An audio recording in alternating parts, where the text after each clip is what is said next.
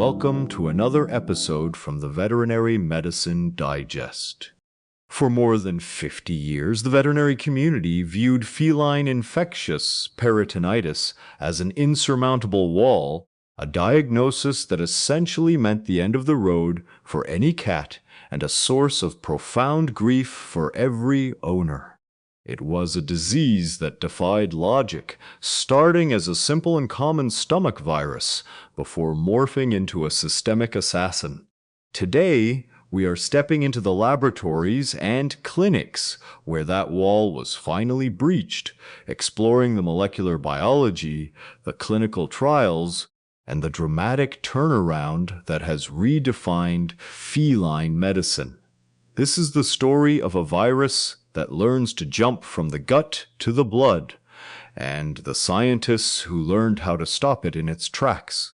Our exploration must begin at the microscopic level with the feline coronavirus, a large and complex positive-stranded ribonucleic acid virus that belongs to the genus alpha coronavirus. In its primary form, known as feline enteric coronavirus, it is a nearly universal resident of high-density feline environments like shelters and catteries, where the prevalence of infection can reach 90%. For the vast majority of cats, this virus is an unremarkable inhabitant of the intestinal lining, causing perhaps a transient bout of mild diarrhea or no clinical signs whatsoever. However, the virus possesses a remarkably high rate of genetic variation driven by the error-prone nature of its ribonucleic acid polymerase. This creates what researchers call a mutant cloud or a quasi-species within the individual host, a swirling collection of closely related but distinct viral genomes. The catastrophic turning point in the life of a cat occurs through what is known as the internal mutation hypothesis. This theory posits that feline infectious peritonitis is not a virus that cats catch from each other in its lethal form. Rather, it is a virus that arises through spontaneous mutations within an individual cat already harboring the enteric biotype. These mutations fundamentally alter the virus's pathogenicity and its cellular tropism. Specifically, the virus shifts its affinity from the enterocytes of the gastrointestinal tract to monocytes and macrophages, the very immune cells meant to protect the host. While monocyte infection can occur even with the enteric biotype, the critical change is the acquisition of the ability to replicate efficiently and persistently within these cells. Researchers have spent decades searching for the specific molecular smoking gun responsible for this biotype switch. Much of the focus has rested on the spike gene, which encodes the club-like proteins on the viral surface responsible for receptor binding and membrane fusion. Early studies identified two specific single nucleotide polymorphisms in the fusion peptide of the spike protein known as M1058L and S1060, which initially seemed to be the definitive markers of the lethal biotype. However, later investigations revealed that these mutations may merely indicate the systemic spread of the virus rather than the development of the disease itself, as they were also identified in systemically infected but healthy cats. Other research has investigated the accessory genes, particularly gene 3C, which is almost always intact in the enteric biotype, but frequently mutated or truncated in the virulent feline infectious peritonitis biotype. It appears that while an intact 3C protein is essential for replication in the gut, it may be dispensable or even a hindrance for systemic replication within macrophages. Beyond the biotype, we must also consider the two distinct serotypes of feline coronavirus, known as type 1 and type 2. Type 1 is the uniquely feline serotype and is responsible for 80 to 95% of natural infections in Europe and North America.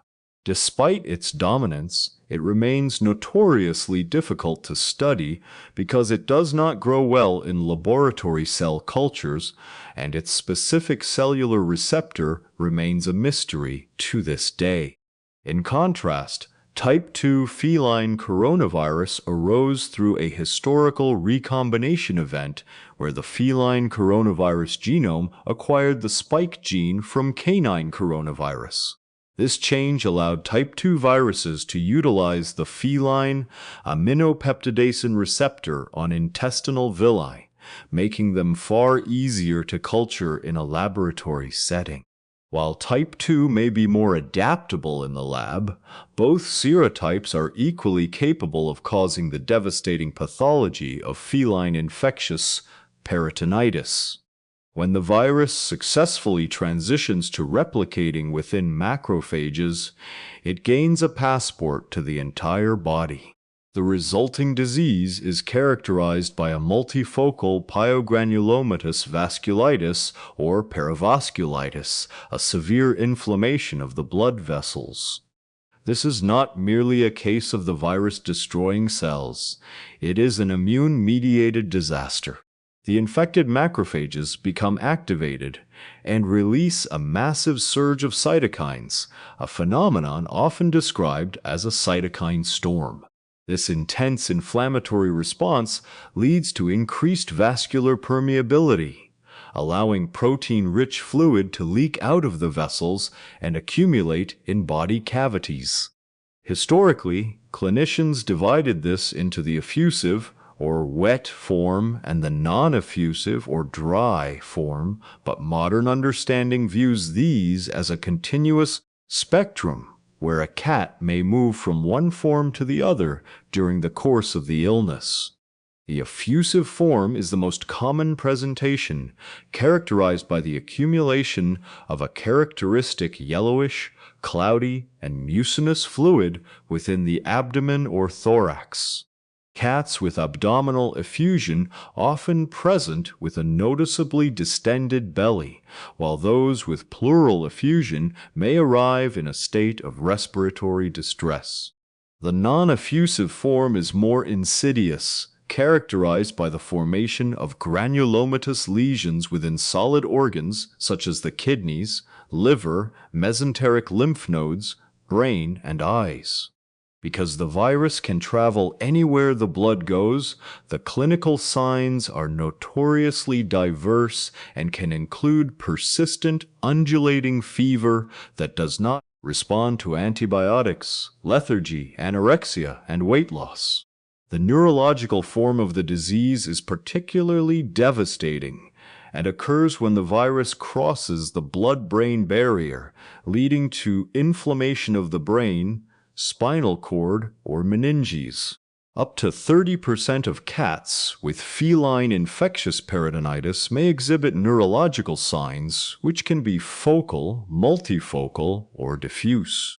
Clinical manifestations include seizures, ataxia, head tilts, nystagmus, and profound changes in mentation or behavior, such as hiding, aggression, or dementia.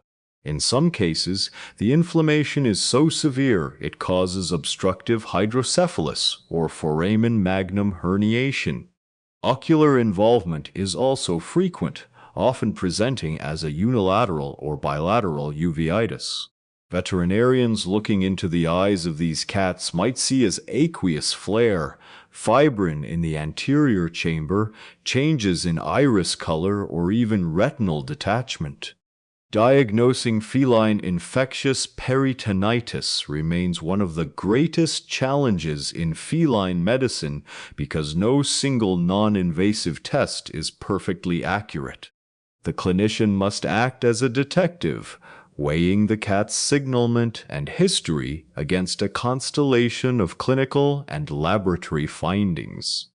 Most affected cats are young, between 4 and 36 months of age, and often come from high-density environments or have recently experienced a stressful life event. Standard laboratory work often reveals a mild non-regenerative anemia, lymphopenia, and a significant hyperglobulinemia. One of the most classic and useful indicators is the ratio of albumin to globulin in the serum. A ratio of less than 0.4 is considered highly suggestive of the disease.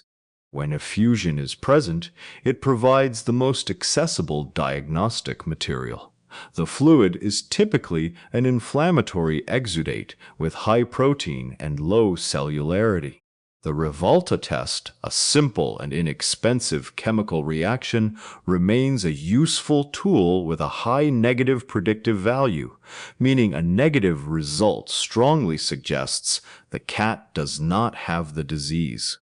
Molecular diagnostics, specifically the reverse transcriptase quantitative polymerase chain reaction, can detect viral ribonucleic acid in the fluid or in tissue aspirates.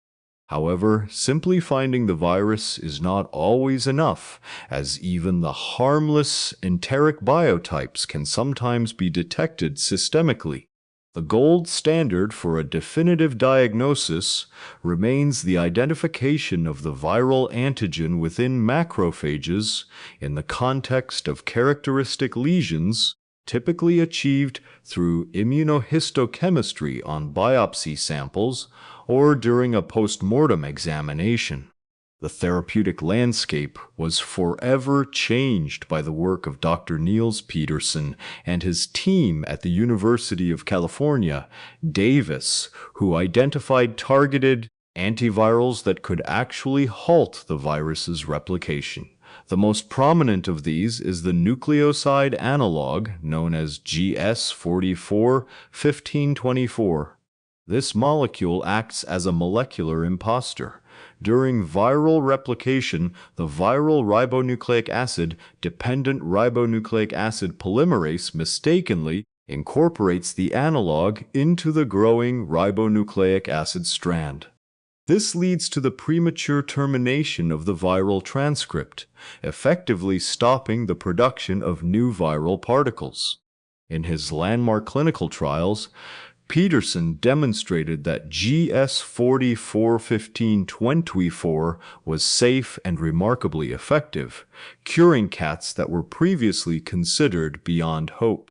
Another critical player in this revolution is remdesivir, a monophosphate prodrug of GS44-1524. Remdesivir was originally developed to fight emerging human viruses like Ebola and later became a household name during the global pandemic of the human coronavirus disease of 2019. In the feline body, remdesivir is rapidly metabolized into GS44-1524, providing the same active metabolite but with improved cellular penetration. Prospective observational studies, such as one conducted in New Zealand, have demonstrated that oral remdesivir is an effective treatment for effusive feline infectious peritonitis, achieving high remission rates and providing a legal alternative in countries where GS44-1524 might be difficult to obtain. The standard treatment protocol for many years has been an 84-day course of daily antiviral administration. This duration was extrapolated from the earliest field trials and was designed to ensure that the virus was completely cleared from its various niches in the body. However, a recent and significant prospective randomized controlled study from Germany has challenged this convention. Researchers assigned 40 cats with effusive disease to either a standard 84-day course or a shorter 42-day course of oral GS44-1524. The results were staggering. 19 out of 20 cats in the short treatment group achieved and maintained complete remission for at least 168 days, showing no statistical difference in outcomes compared to the long treatment group. This finding suggests that for many stable cats with effusion, a 6-week course may be sufficient, which would significantly reduce the financial burden and the stress of daily medication for both cats and owners. Despite these successes, the neurological form of the disease remains the most formidable challenge. The blood-brain barrier is a highly selective filter that prevents many drugs from entering the central nervous system, and antivirals like 44-15-24 and remdesivir are no exception. Studies have shown that the concentration of these drugs in the cerebrospinal fluid may be as low as 1/8 of the concentration in the blood. Consequently, cats with neurological signs require significantly higher dosages, often double or more the standard amount, to achieve therapeutic levels at the site of viral replication. Even with these higher doses, the prognosis for neurological cases remains more guarded, with higher rates of treatment failure or relapse compared to uncomplicated effusive cases. When standard therapies fail, or when a cat suffers a relapse, a third antiviral, molnupiravir, has emerged as a critical rescue therapy. Molnupiravir works through a different mechanism known as lethal mutagenesis. It induces so many errors in the viral genome during replication that the virus essentially mutates itself into extinction. Clinical observations have shown that molnupiravir can save cats that have become resistant to GS441524. In one retrospective study, molnupiravir rescue therapy achieved a cure rate of 100% in a small cohort of cats that had failed prior treatments. However, molnupiravir is not without its risks. At very high dosages, it has been associated with side effects such as severe leukopenia or even bizarre physical changes like folded ear tips and brittle whiskers. The parallels between feline infectious peritonitis and the human coronavirus disease of 2019 are deep and medically significant. Feline infectious peritonitis serves as a powerful translational model for severe human coronavirus infections because both diseases involve an overwhelming and dysregulated immune response rather than just direct viral damage.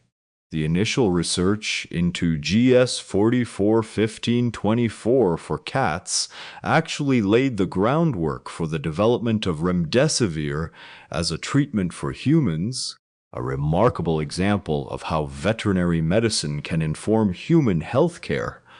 Furthermore, researchers are now identifying a long feline infectious peritonitis syndrome in some recovering cats characterized by persistent lymphadenopathy and ongoing immune activation. This mirrors the post-acute sequelae seen in human patients with long coronavirus disease, and studying these cats may provide vital clues for managing chronic inflammatory conditions in both species. Innovative therapies are also looking beyond simple antivirals to address the underlying immune dysfunction. Mesenchymal stem cell therapy is being investigated as a way to rejuvenate the immune system of affected cats. By providing these stem cell transfusions, researchers hope to restore the functionality of exhausted cytotoxic T cells and promote the formation of long-term immune memory, potentially offering a more complete recovery for the most severely affected cats. As we wrap up this deep dive, we are left with a landscape that is both hopeful and complex. We have transformed an invariably fatal disease into one with an 80 to 90% cure rate. Yet, significant hurdles remain. The lack of global licensing for these antivirals has created a flourishing black market, where owners must sometimes rely on social media groups and unregulated manufacturers to save their pets.